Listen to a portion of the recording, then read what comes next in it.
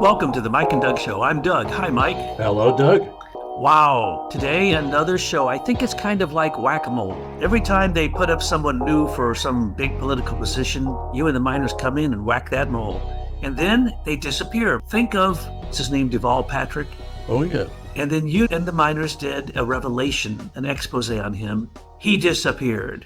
Susan Rice, when we did the expo on her, both Aim for Truth and for Americans Interface, she disappeared. Now she's raising her nasty, ugly little mole head up again, and someone needs to whack it.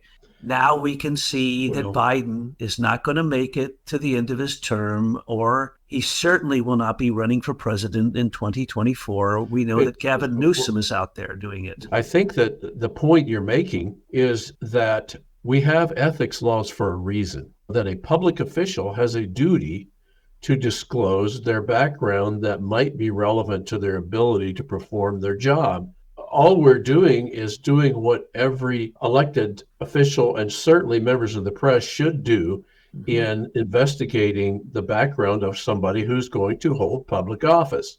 It's not just lazy. We see a criminal ignorance among our free press, the supposed keeper of openness and transparency. We see them totally failing. And so just the very act of our miners doing what should be a normal activity when you're evaluating a public official, we see is not being done across the board and around the world. The politicians aren't being vetted. Once they get selected, not elected, then they stay there. And the worse they are, the longer they stay.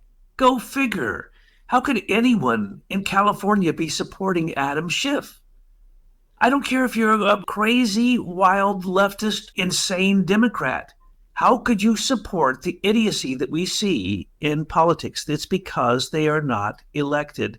And we've busted that so many times, and we don't see any hope. I don't see any hope for 2024 because they haven't gone to paper ballots.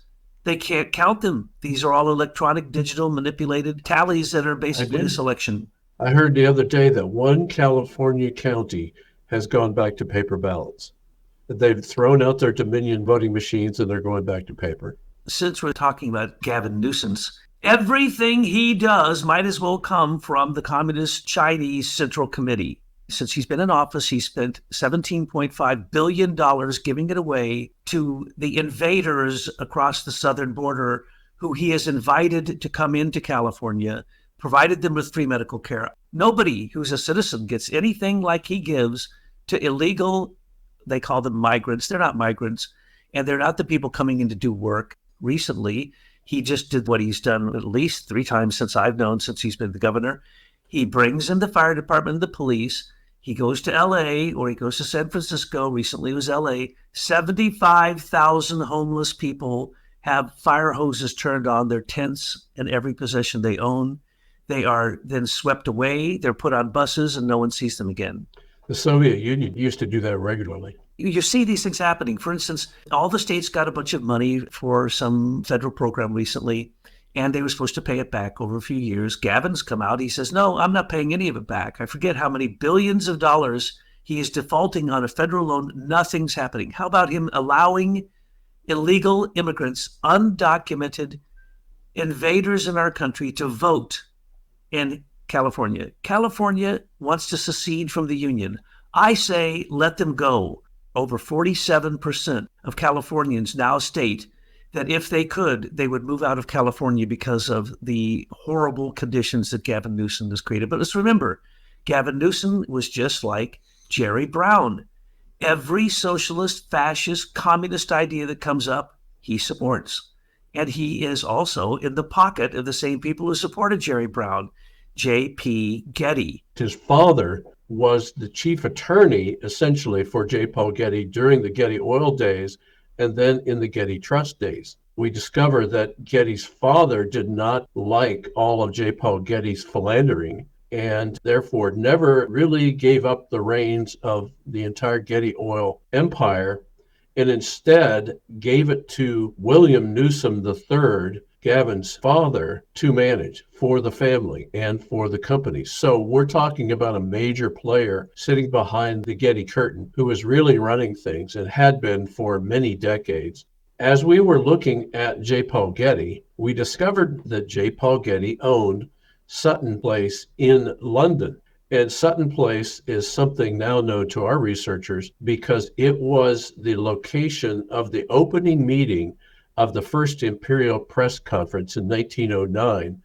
And it was such a prominent meeting that they have a picture of the event and a discussion of the event in their official record, which has been censored for the last 100 years. It was then the home of Lord Northcliffe, who was at that time the owner of the Daily Mail, the Daily Mirror, the London Times. He was a kingpin in the British newspaper business with W.T. Stead and a number of other players, and he was a founder, but he's called a co-founder of the Empire Press Union. When you say Reuters and you say Associated Press, you might as well say the Empire Press Union and the British shills who have fanned out all over the world to make sure that the messages of the English-speaking British Empire are what is read on every chyron throughout the world.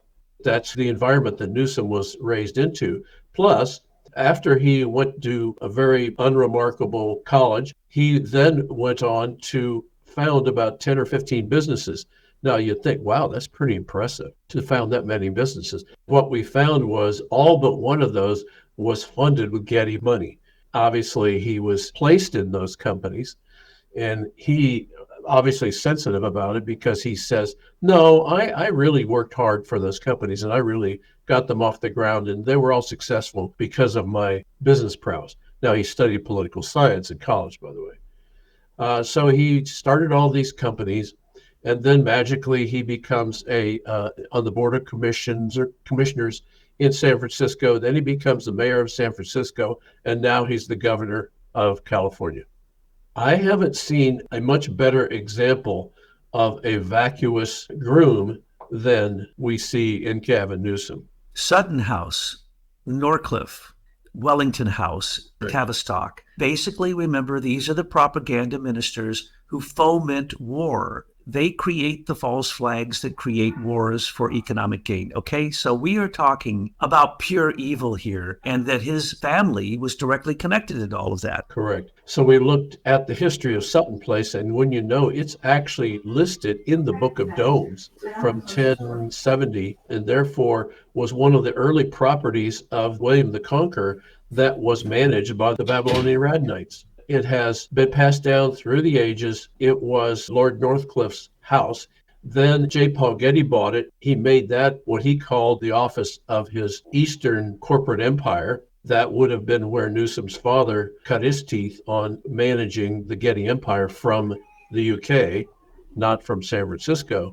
We see not only this demonism coming out of Sutton Place, but its offspring, which is the First Imperial Press Conference, the Empire Press Union, which then a month later saw the formation of MI6, MI5, and GCCS, which is now GCHQ, which were all outgrowths of this newspaper conference where about 650 delegates from all over the world came to London to be schooled in the new way that the British Empire was going to be run and the centrality of the bankers in using propaganda to carry out this strategy, which we are dealing with today. And these are corporate warlords.